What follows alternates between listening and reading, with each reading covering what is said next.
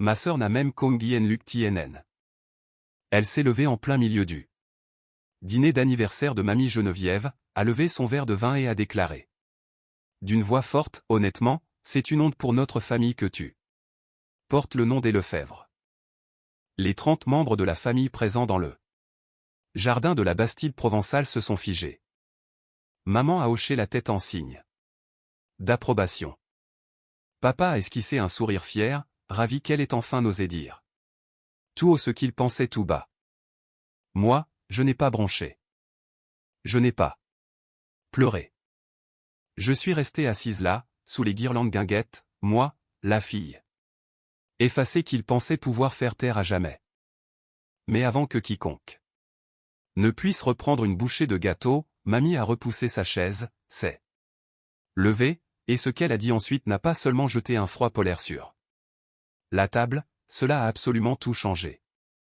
Je m'appelle Léa Lefebvre, et s'il y a une chose que j'ai apprise très tôt, c'est comment ravaler ma déception sans qu'elle ne transparaisse jamais sur mon visage. Dans certaines familles, être l'aîné signifie être le pilier, celle sur qui on peut compter. Dans la mienne, cela signifiait rester sagement dans l'ombre de ma sœur cadette, Chloé, pour que les projecteurs ne l'éclairent qu'elle. Chloé a 2 ans de moins que moi, c'est ma sœur, mais aussi mon exact opposé. Alors que je grandissais dans la discrétion et la concentration, elle s'épanouissait sous les applaudissements.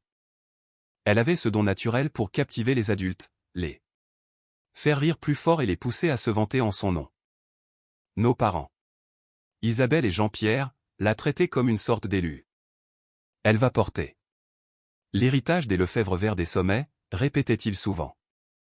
Ils n'ont jamais dit cela de moi, pas une seule fois. Au début, je ne lui en voulais pas. Je m'effaçais simplement. Je me souviens encore de mes 11 ans, quand je serrais contre moi mes résultats du concours général de mathématiques. Papa a jeté un œil distrait au papier. Pendant moins d'une seconde avant de se tourner vers Chloé, qui lui montrait comment elle avait customisé ses baskets avec des paillettes. Il lui a dit qu'elle était une artiste née. À moi, il m'a dit de ne pas être orgueilleuse. C'était le rythme de notre foyer, elle brillait, je travaillais, elle étincelait, je stabilisais les choses. La seule personne qui cassait ce rythme était ma grand-mère, Geneviève. Pour tout le monde, elle était la fondatrice du groupe immobilier familial, la femme dont le nom ornait encore les plaques des bureaux à Lyon. Mais pour moi, elle était celle qui s'asseyait à mes côtés sur les marches de la terrasse pour me poser de vraies questions sur mes envies, mes pensées va mon intuition. Elle nous avait élevés avec les mêmes ressources. Mais elle voyait clair à travers les apparences. Elle savait reconnaître la substance derrière le vernis. Et puis il y avait ma cousine Camille, de 2 ans plus jeune que Chloé. Elle n'avait pas grandi dans notre bulle, mais assez près pour en voir les fissures. Dès le collège, chaque fois qu'une réunion de famille tournait mal, elle se glissait près de moi et me murmurait « Tu as vu ça toi aussi, n'est-ce pas ?» Camille est devenue mon témoin officieux du favoritisme, des petites humiliations et de la manière dont la voix de Chloé semblait toujours étouffée. La mienne. Quand je suis parti faire mes études en classe préparatoire puis en école de commerce, j'avais perfectionné l'art d'être le personnage secondaire. Fiable. J'ai obtenu des bourses, j'ai cumulé les petits boulots le soir, j'ai payé mes propres factures. Je suis entré dans le monde de la finance parce que les chiffres ne m'interrompaient pas et ne parlaient pas par-dessus moi. Ils disaient simplement la vérité. Je me suis construit une vie à Lyon, loin des attentes des Lefebvre, mais la distance n'efface pas les habitudes. À chaque fête, à chaque réunion, chaque appel à la maison se transformait en une scène de théâtre pour Chloé. Un jour, quand je dirigerai l'entreprise, disait-elle, comme si c'était un titre de noblesse héréditaire. Maman l'encourageait. Papa l'approuvait. Et j'ai appris à laisser leur certitude glisser sur moi sans réagir. 6 semaines avant l'anniversaire de mamie, les invitations sont parties. Un simple carton crème pour moi, mais pour Chloé, une véritable annonce avec séance photo professionnelle titrée « L'ère de la future. PDG ». Les membres de la famille ont inondé ses réseaux sociaux de commentaires élogieux. Les miens sont restés ignorés, comme d'habitude. Puis, maman m'a envoyé un SMS qui a brisé quelque chose de petit mais d'essentiel en moi. S'il te plaît, tiens-toi bien à la soirée. Comme si ma discrétion habituelle n'était pas déjà une preuve de ma parfaite tenue. 6 semaines avant l'anniversaire, toute la famille Lefebvre semblait être entrée en mode représentation. Le groupe WhatsApp familial, habituellement silencieux, s'est mis à vibrer sans arrêt. Des cousins dont je me souvenais à peine postaient des photos souvenirs avec mamie, les tantes coordonnaient le menu comme s'il s'agissait d'un dîner d'État à l'Élysée, et au centre de tout cela, Chloé.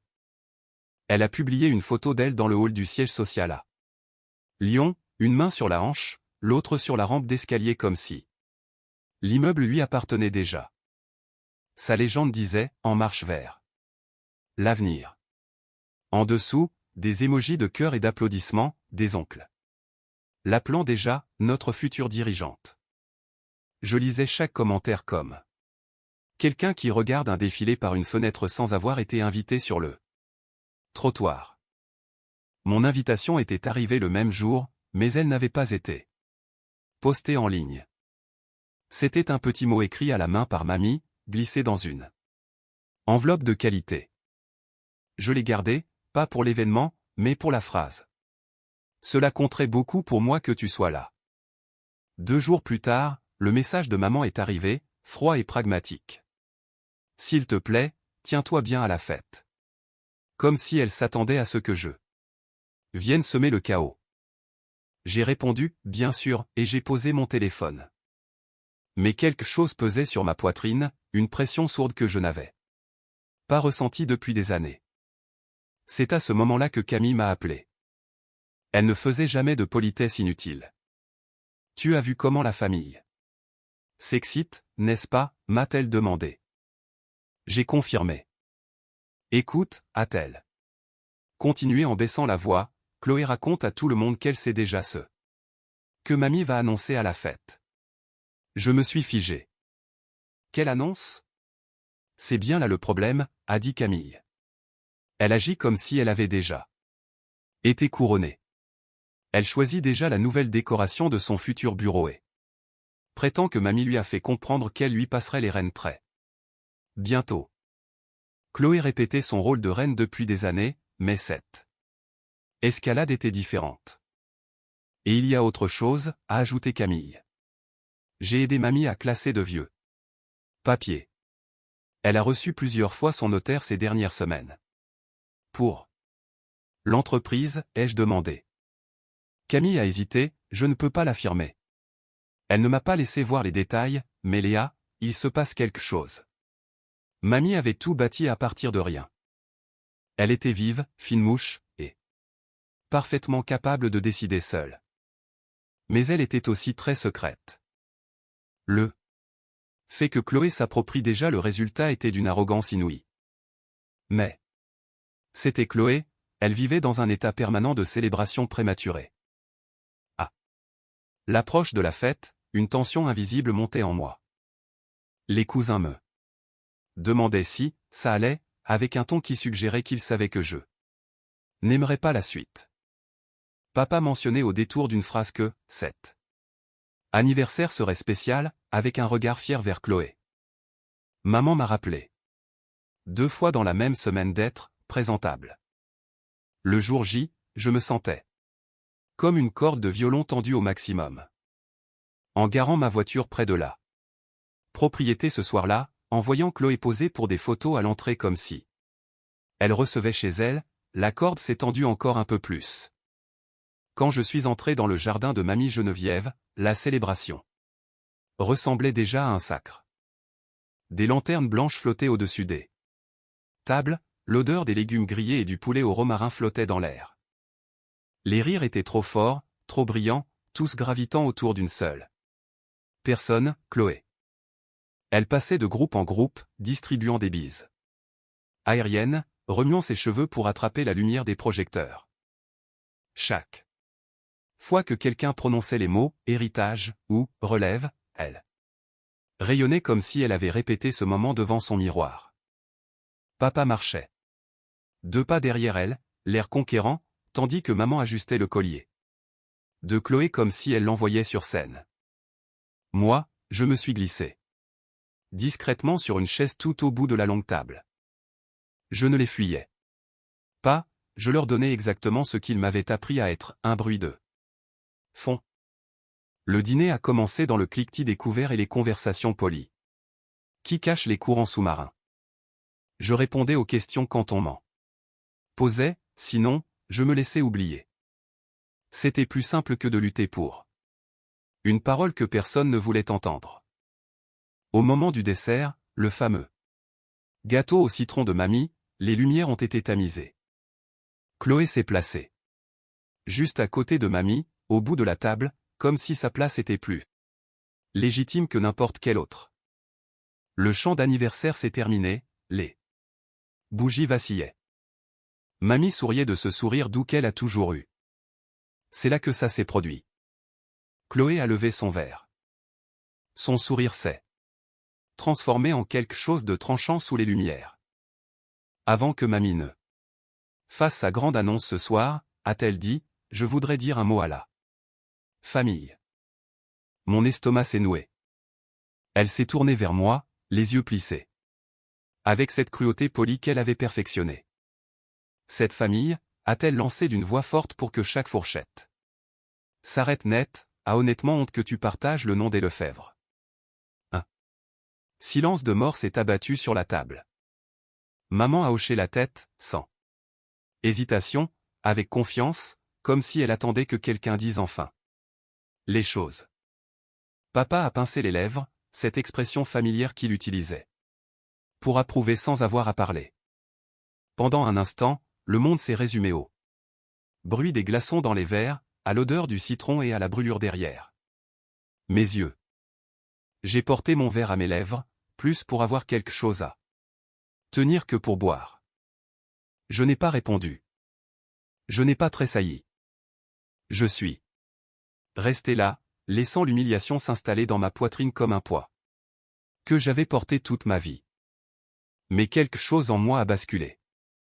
Ce n'était pas de la colère, ni de la tristesse, c'était quelque chose de plus stable, de la détermination. Parce que dans les secondes qui ont suivi l'écho des paroles de Chloé, j'ai remarqué un détail que personne d'autre n'avait vu. Mamie Geneviève, assise dans son fauteuil d'osier, ne souriait plus. Sa main était posée près de son verre intact.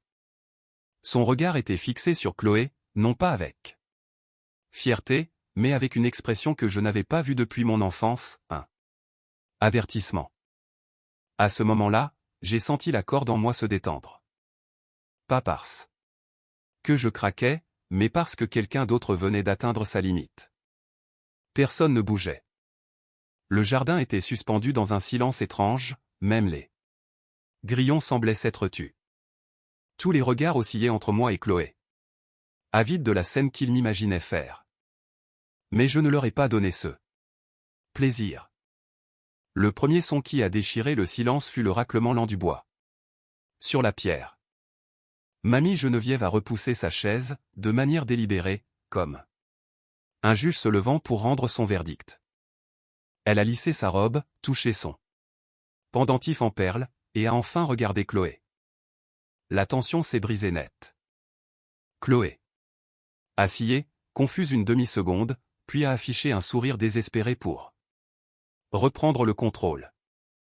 Mamie, a-t-elle dit en s'approchant, je n'avais pas fini. Je pensais qu'avant ton annonce. Mamie a levé une main. La voix de Chloé s'est éteinte. Mamie n'a pas crié, mais sa voix portait une autorité inébranlable. Chloé, a-t-elle dit, assieds-toi. Un concert de regards stupéfaits a parcouru la table.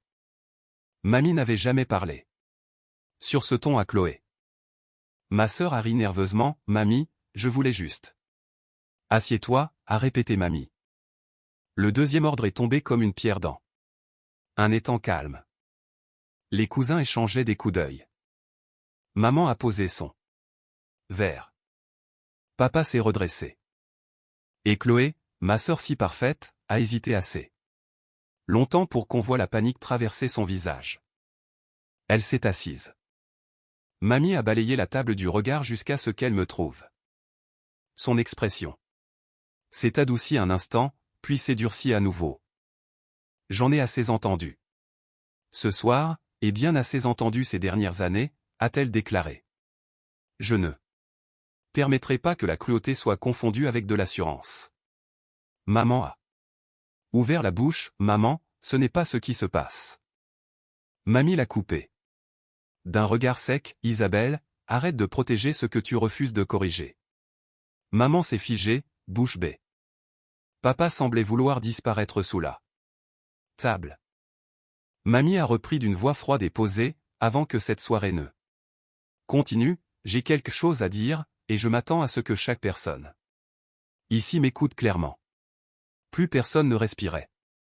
Même les serveurs s'étaient arrêtés de bouger sous la tente. Mamie s'est éclaircie la voix et, avec le même calme qu'elle utilisait dans les conseils d'administration il y a 30 ans, elle a lâché la phrase qui a fait exploser la soirée, à compter d'hier après-midi, la majorité des parts du groupe Lefebvre appartient à Léa. Le monde a semblé basculer. Mon verre a tremblé dans ma main. À l'autre bout de la table, quelqu'un a étouffé un cri. Un oncle a laissé tomber sa fourchette. Avec un bruit métallique fracassant. Mais c'est la réaction de Chloé que je n'oublierai jamais. Son visage s'est vidé de toute couleur. Elle avait l'air d'avoir reçu un coup de poing en plein estomac. Quoi, a-t-elle murmuré. Mamie n'a pas scié, tu m'as très bien entendu. Chloé a secoué la tête. Frénétiquement, non, c'est impossible. Tu m'avais dit.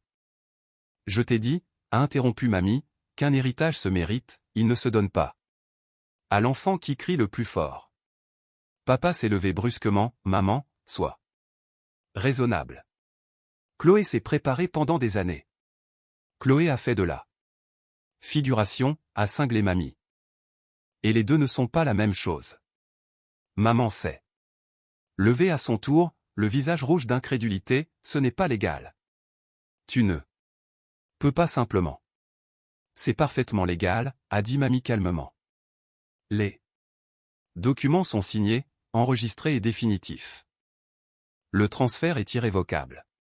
Chaque mot tombait comme un marteau. Chloé s'agrippait au bord de la table. Non. Ce n'est pas possible. Quelle annonce voulais-tu faire alors? C'est ce que toi, tu voulais que ce soir soit, a répondu Mamie. Moi, je voulais fêter mes 80 ans avec les gens que j'aime. Mais tu as créé un moment d'une telle humiliation pour ta sœur que ma décision est devenue plus claire que jamais. Chloé la fixait, les yeux pleins d'une peur réelle, la première que je voyais chez elle. Ce n'est pas juste, a-t-elle murmuré. Juste? A répété Mamie. Ce n'est pas le mot que j'utiliserais pour décrire la façon dont ta sœur a été traitée ces 30 dernières années.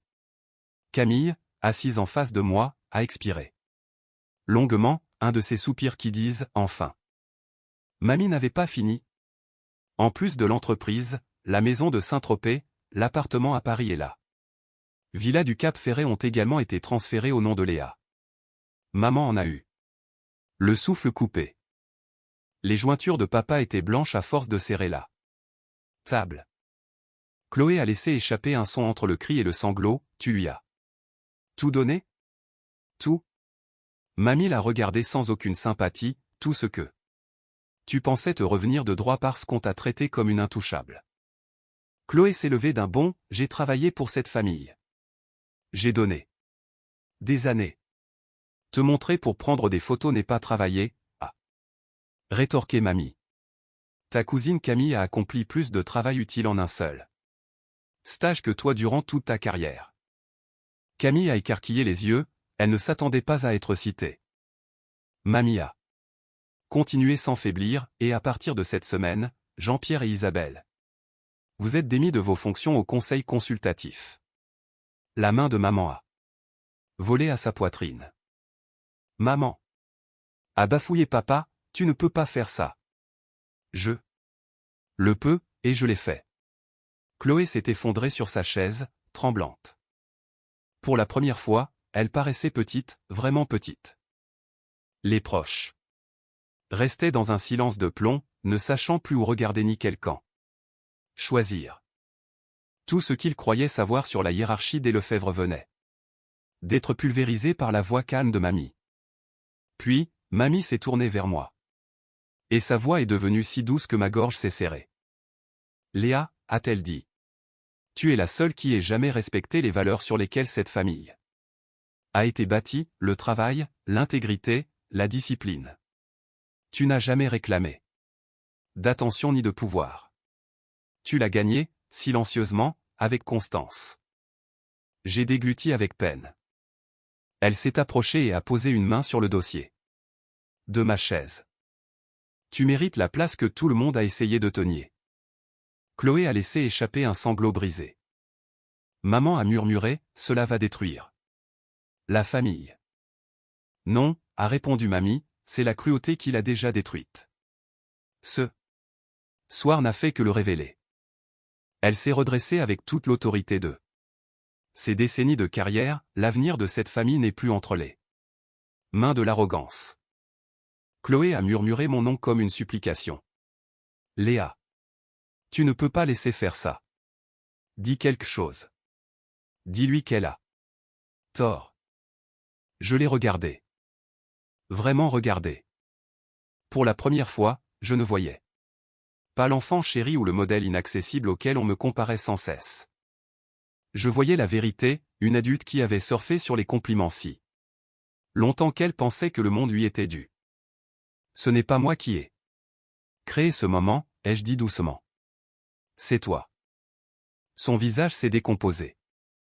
Mamie a hoché la tête une dernière fois et le poids de sa décision est retombé sur le jardin comme un jugement final.